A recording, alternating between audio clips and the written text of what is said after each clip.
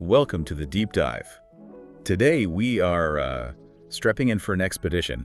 We're going to a world that really defies all expectations. It's a world that, well, it only exists because those grand romantic dreams of early science fiction just refuse to die out. Yeah, exactly. We are venturing into S.M. Stirling's The Sky People. This book presents a swirling, humid, dinosaur-filled Venus set around 1988. And it looks nothing like the scorching hellscape our actual probes found. It's more like a tropical Eden teeming with primitive human civilizations. It really is the ultimate act of literary reclamation, isn't it? Stirling basically takes the solar system that was promised to generations. The good one. The good one, yeah, the jungles of Venus, the canals of Marsopolis, and just brings it straight to life. Right. And this isn't accidental. The book is like a deliberate tribute to the giants of pulp adventure. You mentioned Burroughs. Edgar Rice Burroughs, yeah, John Carter and all that. And Lee Brackett, Northwest Smith, Otis Adelbert Klein, others too. He's really tapping into that vein. Stirling pretty much writes this book as a salute, right, to those heroes gifted with a better solar system than the one we turned out to inhabit. Yeah. It captures that specific feeling, that kind of pre-Apollo wonder. It really does. But then, and this is what I find fascinating, it grounds that magnificent, impossible vision with a very, very recognizable Cold War geopolitical reality. Exactly. The setting is 1988. So you've got the U.S. and its allies running things out of Jamestown, which is situated on this massive Arctic supercontinent called Gagarin, think Eurasia-sized, roughly. Huge. Yeah. And then, of course, you have the East Bloc base, Cosmograd. So this deep dive, it's really about exploring that collision, Cold War tensions, advanced tech. And dinosaurs. And prehistoric megafauna, all sort of coexisting, rubbing shoulders. It's wild. So our mission today is to navigate this world of contradictions. We need to understand not just the ecology, the dinosaurs and the jungles and the cultures of Venus, but also the complex motivations of the Terrans, the Earthlings who arrive there. What they find out about the true, really ancient nature of this planet. And that cosmic secret. Yeah, the cosmic secret at the heart of it all, the thing that explains why this impossible world even exists. And just to ground you right away, the Jamestown base, right, with its super specialized personnel, they have this almost godlike status among the native Venusians. They're seen as what, wizards and richer than God? That's the phrase, yeah. Wizards and richer than God. And the Terrans, they definitely leverage this. They trade high-tech steel knives, parachute fabric, simple metal goods. Stuff that's easy for us, but revolutionary there. Exactly. They trade that for local resources, local wealth. And that trade imbalance, that's really crucial to the whole political dynamic of the story. Okay, let's try and paint a picture of Venus itself. It's spectacular, right? Primarily split between two huge landmasses. Yeah, two main continents. You've got the northern Gagarin supercontinent, the big one we mentioned. Right? And then the southern one, Lobachevsky, which is comparable in size to Africa, so pretty substantial. And all around them, chains of volcanic islands. And the climate isn't the Venus we know. It's Earth-like. Very Earth-like. It suggests a geological past, maybe like Earth's own, a time before major polar ice caps formed, way back. The first real clue that this Venus was, well, different, that something had intervened. That came pretty early in their space age, didn't it? It did, yeah. The Soviet Pioneer Orbiter mission back in 1960 in the book's timeline, it sent back the first positive indications of intelligent life. Which must have just shattered expectations. Everyone expected a barren, superheated planet. Completely. Changed everything. And then there's the ecology. That's where this world really just leaps off the page, doesn't it? Yeah, it's an active, coexisting ecosystem that seems like it just selectively plucked creatures right out of Earth's fossil record. Right. You've got dinosaurs, pterodactyls, ancient mammals, even modernish birds all sharing the same humid air. It's like a biological impossibility, but there it is. Life frozen in time, kind of. Exactly. And that reality, it dictates everything, every aspect of Terran life, native life. I mean, just think about the scale. The book mentions massive dinosaur dung dumps near settlements. Listen. Hey, yeah, a constant reminder of your prehistoric neighbors. The danger isn't some abstract thing. It's a daily, massive, smelly threat. And the beasts themselves, they're terrifyingly real. For heavy labor, they use these huge horned dinosaurs, Ceratopsians think Triceratops relatives? Right, but domesticated, using Terran tech that call it iced internal control devices. Ah, okay. So they're controlled draft animals, sometimes lugging these enormous 20-foot howdahs on their backs, like giant living trucks. Pretty much, but the wild ones, that's another story entirely. The seas have these huge seagoing crocodiles, like 20 meters long. 20 meters, that's huge. Yeah, and on land, you've got packs of great wolves, which aren't actually wolves, they're Epicyon haydeni, a massive predator from the Miocene. Terrans just have their own local slang for them. Okay, so giant crocs, giant wolves. Yeah. What else? Well, then you look up, and you've got the giant flying reptiles. Oh boy. I mean, how do you even run a base, let alone a Cold War rivalry, when your biggest threat might just swoop down from the sky? That's the thing. Specifically, the quetzas. These are just colossal pterodactyls. They're described as large enough, swift enough, to snatch a full-grown man right off the ground. No way. Oh yeah, snatch them up, fly up, and drop them from over 200 feet. Okay, that's pure nightmare fuel. It really is. Yeah. Marc Vitrac, he's our main character. He's constantly looking skyward. It's instinct. And the threat dictates really strict precautions. Kids are never outside unsupervised. Armed escort required. Always. Carrying heavy-duty weapons like this 9x70 millimeter Magnum rifle I mentioned, just for defense against the flyers, or maybe an Allosaurus pops out. Which the locals just call lizards from hell. Nice. Yeah, sums it up. This constant state of armed readiness, it just defines life the second you step outside the base perimeter. So how does Jamestown, the U.S. base, actually survive and, thrive in this environment? They must have adapted their tech, rely on local resources. Absolutely. Self-sufficiency is key. Their base infrastructure is built for the long haul. Big landing strips, dedicated stables for their iced dinos. Iced dinos, I like that. Yeah, and extensive storage, workshops. They even have hide tanning vats. They're processing the local environment to meet their own needs big time. And transport. Getting around on a continent that big must be a challenge. It is. Airships are the main thing for long distance. Like the Vapaja, that's the one that becomes really important later in the plot. Right. They rely on hydrogen, which they get from fuel cells or solar collectors. But that means they're super dependent on conserving fuel. Which translates to slow travel. Incredibly slow. Average cruising speed is mentioned as like 32 miles per hour. Wow. That really changes your perspective on travel time. It does. It's a strategic constraint, Right. running complex tech far from easy refueling. They also use local resources a lot. There's this stuff called shamboo. It's like a laminated wood, really resilient, flexible. What do they use it for? Structures, basic stuff, even caskets. But also, crucially, for the framing of the airships themselves. It's that good. Plus other local domesticates, like the tharg, these huge beasts, up to 1.5 tons. Whoa. Yeah, and the chur, a more common beast of burden. Oh. They've really integrated the base into the local ecosystem where they can. Okay, so we've got the setting, the giant dangers, but the real drama, like you said, comes from the people. The Terran Cold War rivalry playing out, bumping up against these native cultures. Yeah, the inhabitants are where it gets really complex. Yeah. Let's start with the Earthlings, the Terrans. Jamestown, the U.S. and Allies base, is run by a General Clark. Okay. And the personnel are described as elite, highly selected, intellectuals, sure, but also specifically people who are outdoors types. People who can actually handle this rough environment. Practical skills needed. Definitely. And the military formality is apparently pretty low-key. Lieutenants are at the bottom, suggesting it's more about competence than rigid ranks. And their policy towards the locals, the native Venusians. Guarded self-sufficiency seems to be the approach.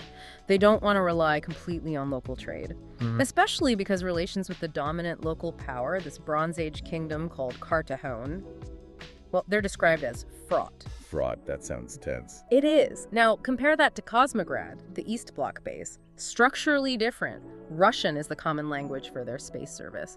But their security is notoriously rigid, run by a German chief named Bergman. Rigid security, but maybe not totally leak-proof. Apparently not. There's mention of a thriving black market, even within Cosmograd. Staff are trading really desirable stuff like Stolikanaya vodka. Classic. Yeah, for Venusian curiosities. Specifically, these small, preserved, stuffed pterodactyls, things that would be worth an absolute fortune back on Earth. That little detail says a lot, doesn't it? Even in this strict ideological setup, you've got basic human desires, greed, status symbols bubbling up. Absolutely. And the book explicitly states the East Bloc are not willing allies of the Americans. So despite sharing this insane planet, the Cold War fracture is deep and ongoing. Okay, so that's the Terrans. Ugh. What about the locals? You mentioned Cardassian. Right, Cardassian. This isn't just some small tribe. It's a major Bronze Age civilization. They rule an area the size of modern California, millions of people. Millions. Wow, that's significant. Hugely significant. They have a syllabic alphabet, advanced canal systems for agriculture, textile looms, even early kind of wavy glass technology. They're organized. And they build things, big things. Immense things. Their big defensive construction is these enormous rammed earth walls. They call it the barrier that guards the world. Built with primitive tools. That's incredible. The scale of unified effort and societal control needed for that is just staggering to think about. It tells you a lot about their society. Okay. Rigorously stratified. You've got kings, nobles, priests, peasants, the whole pyramid. And their religion is intense and contradictory. This is the stuff that Blair, the historian character, gets really fascinated by. How so? Contradictory. Well, they worship a war god, Thunderfist, and he demands human sacrifice on high holy days. Pretty grim. Yep, definitely grim. But then, juxtaposed against that, they have the goddess Bride, and her temple requires women to sacrifice their virginity before marriage. Okay. But it's not presented as degrading. It's framed as a fertility ritual, something to ensure the community's prosperity. So violent death for the war god, ritualized sex for the fertility goddess. Yeah. That's quite a contrast. Exactly. Shows the complex inner life of the culture. And crucially, the priests in Cardassian, they are deeply suspicious, even hostile to the Terran idea of other worlds. Right. It fundamentally challenges their whole cosmology. Understandable. Okay, so Cardassian is the big power. Yep. Are there other native groups? Yes. Moving away from the Bronze Age kingdom, you encounter the Cloud Mountain people, the Nesbergu. These guys are essentially a Neolithic culture, hunter-gatherers. What are they like? They live pretty simply, described as wearing breech clouts and moccasins mostly, but they are absolute survival experts, highly skilled hunters. They use obsidian-tipped spears. Obsidian, okay. Stone Age tech. Right, but also, critically, blowguns. And sometimes these blowguns are tipped with this incredibly deadly venom from the black swamp spider. Ooh, nasty. How deadly. The book says it's expensive, hard to concentrate, but potent. Death to a man in a few heartbeats, and even to a large floor in an hour or so if hit right. Their mastery of the local poisons and environment is top-notch. So definitely skilled. And they have artifacts. You mentioned artifacts earlier. Yes, the Nesbergu are keepers of some ancient secrets. They possess two key things. The Diadem of the Eye, this mysterious artifact, and they know the location of the Cave of the Mysteries. Both are tied to powerful, almost psychic-seeming influence and knowledge transfer. Big plot points later. Okay, keeping that in mind. Is there anyone else? Any other group? One more major group. The constant existential threat to the Nesbergu are the Vergu. Virgo. What does that mean? The name basically tells you where means beasts, and gu means men, so beastmen. They're described as Neanderthaloids. Oh, okay. Like archaic humans. Sort of. They're depicted as brutally strong, gorilla strong, massive bones, thick muscles, often nude or just wearing scaly leather. They move in packs, use bronze or obsidian spears, and they are constantly at war with the Nesbergu. They represent the raw, brutal force of the Venusian wilderness. All right, we've got the world, the creatures, the different peoples. Now let's dive into the main characters. Their motivations, their conflicts, that's what really drives the story and leads to those big revelations, right? Absolutely, and our main viewpoint character is Marc Vitrac. Marc Vitrac. Who is he? He's kind of the quintessential romantic adventurer, but with a specific grounded background. He's described as medium height, wiry, a ranger from Grand Isle, Louisiana.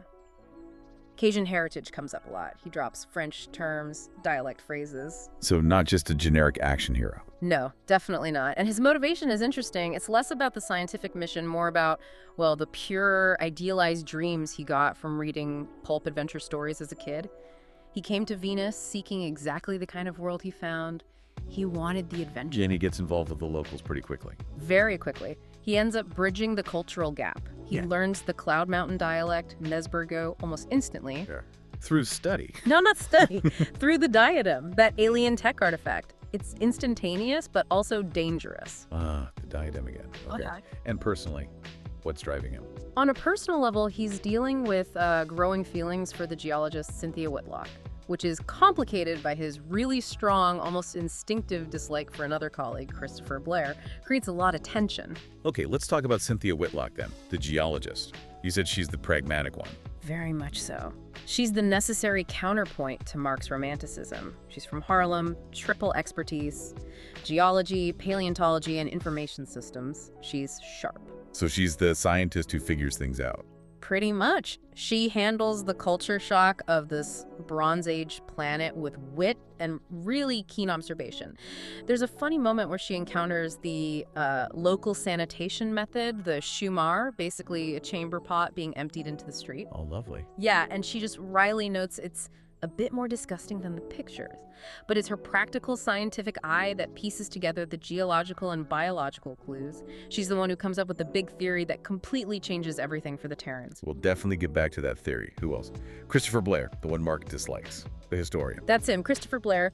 Initially, he seems like the classic aloof, maybe slightly snobbish European intellectual.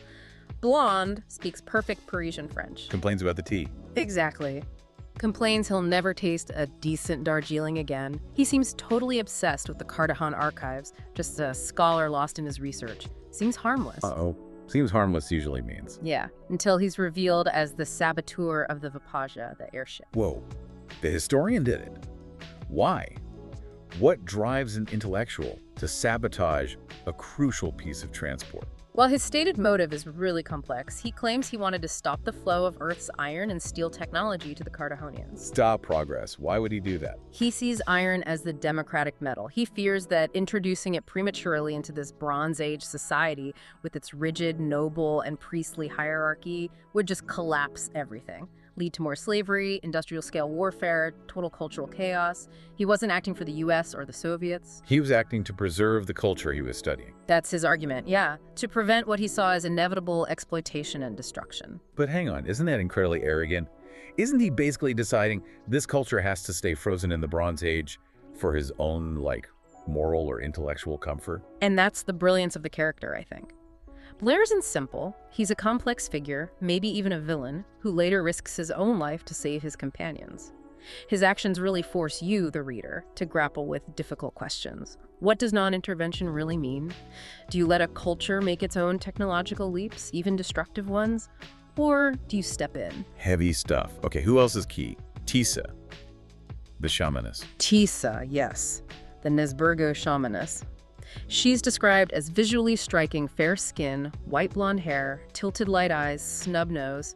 She's the leader of her people, and she's the one who wields the diadem of the eye.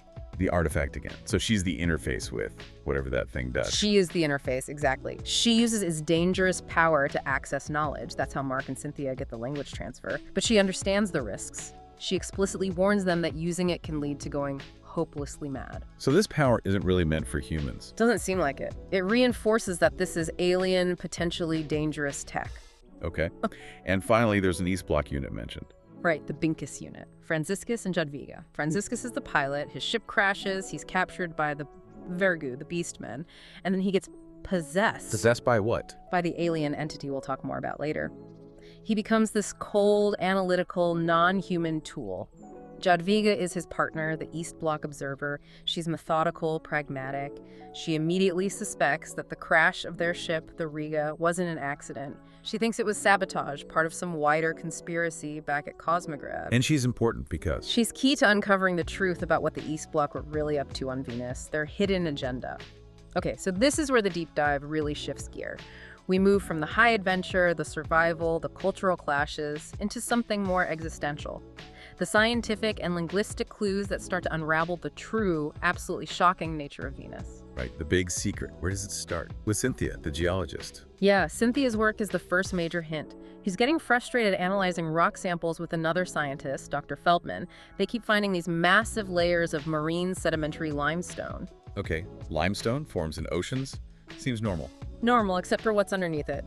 Directly below these thick marine layers, there's this strange organic boundary layer. It's described as a kind of quasi-coal, made mostly of just algae and plankton. So simple life, then complex marine life strata right on top. Exactly. And the startling interpretation is this. Go back about 150 to 200 million years ago. That's Earth's earliest Jurassic period. And Venus, according to this geological evidence, was radically different. It was basically sterile. Lifeless. Lifeless. And then? And then, abruptly, life starts. complex marine life appears, leaving those limestone layers. The implication is a sudden, massive external introduction of life onto the planet. Wow, okay, that's hint number one. What's the next piece? The next piece is the absolute smoking gun. It comes from language. It connects this apparently isolated experiment directly back to Earth's own history. It happens while Mark, Blair, and some Nesburgu guides are fleeing the Wurgu. Blair, remember, he's the historian, the linguist. He has this sudden realization. He figures out that the Cloud Mountain language, Nesburgu, it shares a consistent sound shift relationship with a known Earth language family. Consistent sound shift. Right. Okay, what does that mean practically? And which language? It means it's not just a few borrowed words or coincidences, it's systematic changes in pronunciation between related words, which is how linguists trace language evolution. And the language family it connects to is Proto-Indo-European, or PIE.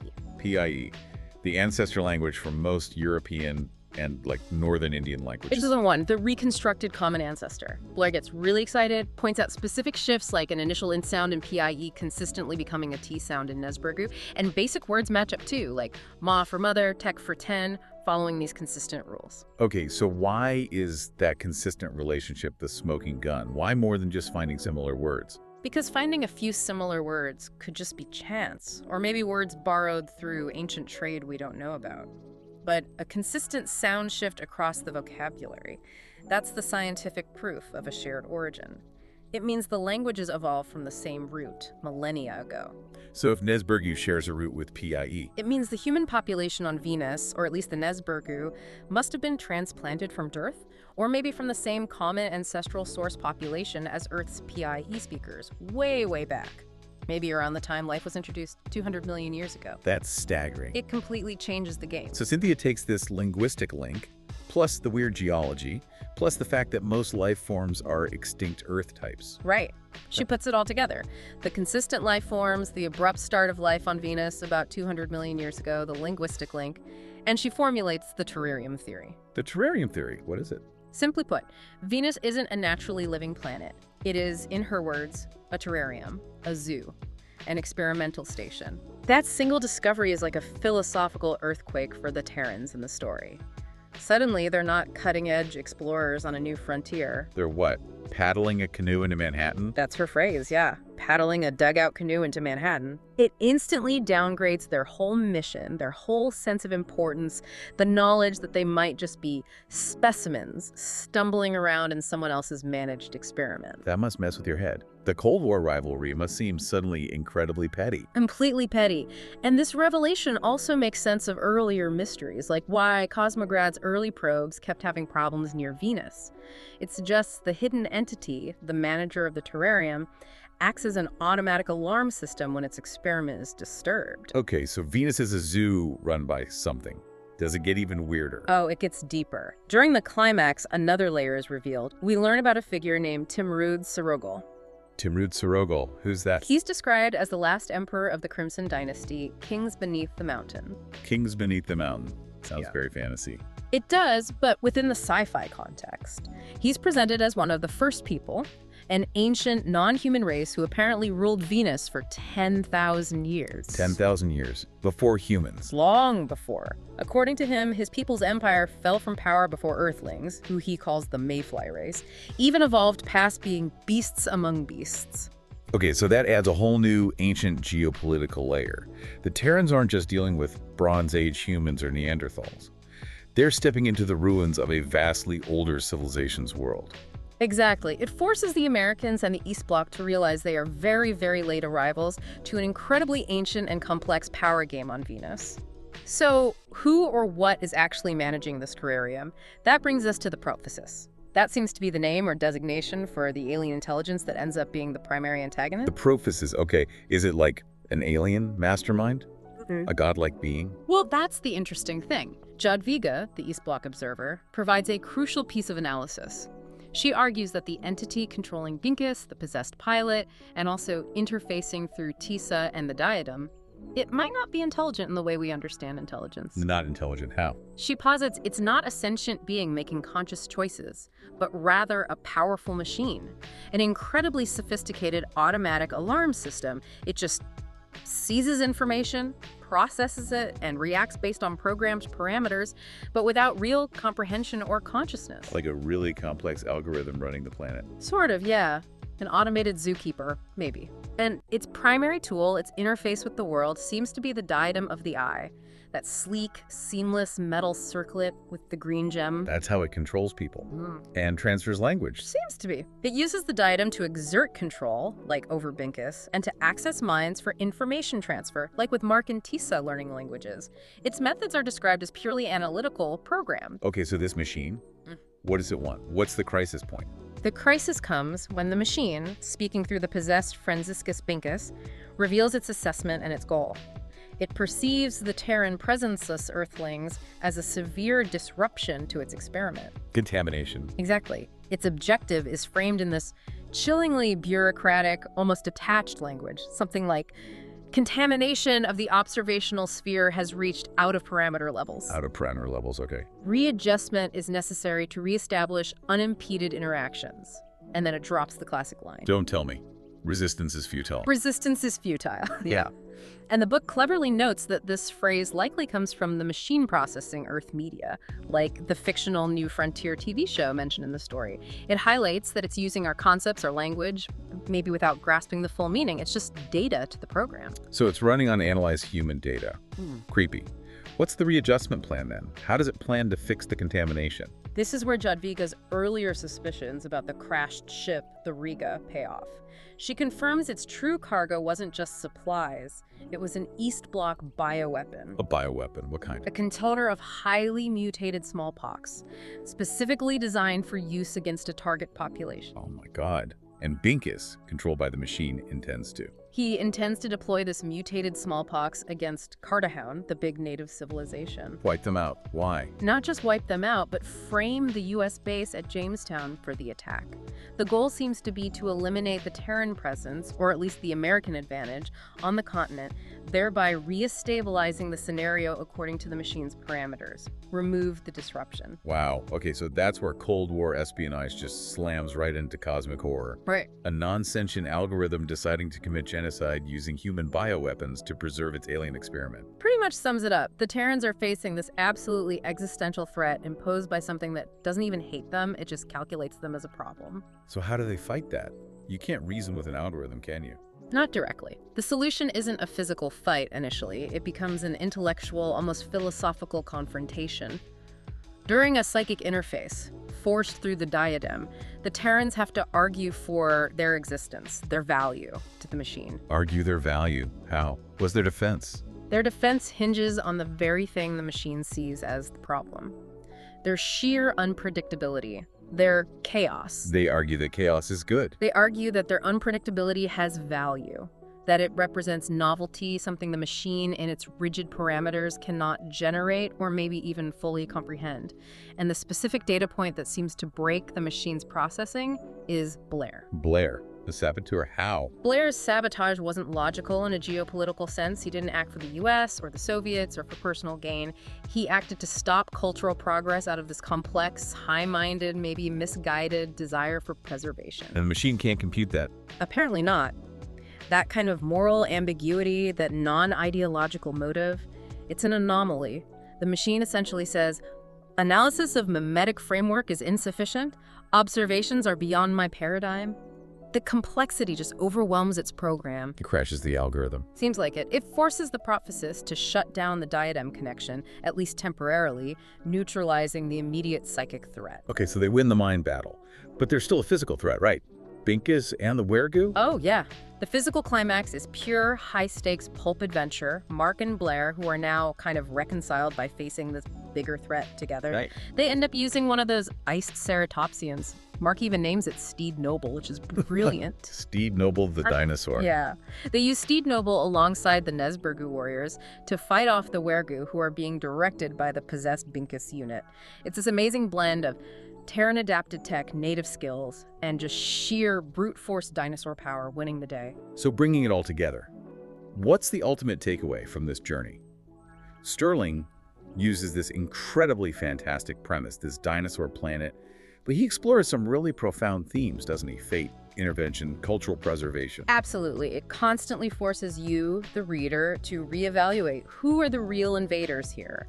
Who or what is actually in control. It subverts a lot of standard sci-fi tropes. And the narrative really transforms Marc Vitrac, our main viewpoint character. Completely. He starts out as this romantic, seeking to live out the fictional dreams of his boyhood adventures, just an explorer paddling into the unknown jungle. And he ends up as this seasoned warrior, literally clad in a native breech clout. He's deeply integrated into the local Nesberger culture, and he's had to grapple with this terrifying realization that his entire universe is infinitely stranger and more controlled than he ever possibly imagined. It changes him fundamentally. How does the story actually conclude? Where do we leave things? It concludes in 1990, roughly 2 years after that initial confrontation with Binkus and the machine.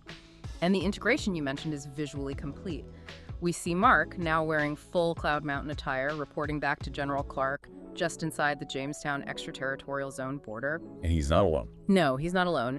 With him is Tisa, the shamaness, Tisa. and their baby. Wow. And Pisa, thanks to continued use of the diadem's language transferability, presumably used more carefully now, is fluent in English. Fluent.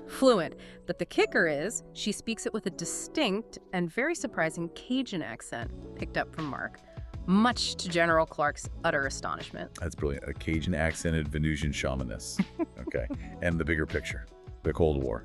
Well, the revelations, the terrarium theory being proven, the verifiable existence of these ancient, powerful, non-human entities like the First People, it immediately sidelines the old US-East Bloc rivalry. It has to. Because there's a much bigger game board now. Exactly. The new, true geopolitical reality involves understanding that Earthlings are now just a small, maybe disruptive faction within this vast, pre-existing Venusian power structure that includes potentially godlike ancient beings. The Cold War seems almost quaint by comparison. So for you, the listener, maybe the learner exploring this, the Sky People really does transform that familiar idea of space exploration, doesn't it? It really does. It shifts the focus away from pure discovery and conquest, more towards, well, management, mystery, and maybe even survival as the newcomers. Right. It asks that unsettling question. What if the universe isn't just out there waiting for us to discover it? What if parts of it are actively being maintained, curated, and we're just the unexpected virus in the system? And the human impact, even on this vast scale. Yeah. The effect the Terrans have. Tisa sums that up pretty powerfully, doesn't she? She does. She reflects on what would happen even if the Sky People, the Terrans, were to leave Venus entirely. She says the world would seem ever after small and dull and far away from the things that move the world. Wow. Like a small cave after you came through with a torch. That's a powerful image. Contact for ever-changing perception, making the old world seem smaller. Exactly. A really poignant thought about the consequences of encounter. But maybe we should leave you with a final line. One that really captures that unique blend in the book, the high threat, the overwhelming adventure, but also the pragmatic, everyday humor of just surviving on Stirling's Venus. Okay, what is it? It's Mark. He's out in the jungle, chopping down one of those massive shambu saplings, probably keeping one eye scanning the sky for quetzes. Naturally. And as the giant plant starts to fall, he yells out, "You'll enjoy sleeping safe from the saber-tooths and saucers too, you Timbier." Hey! An excellent note, I think, to conclude our deep dive into SM Stirling's The Sky People. We definitely encourage you to seek out the source material itself. See what stands out most for you in this incredible world of managed megafauna, Bronze Age empires, and cosmic secrets.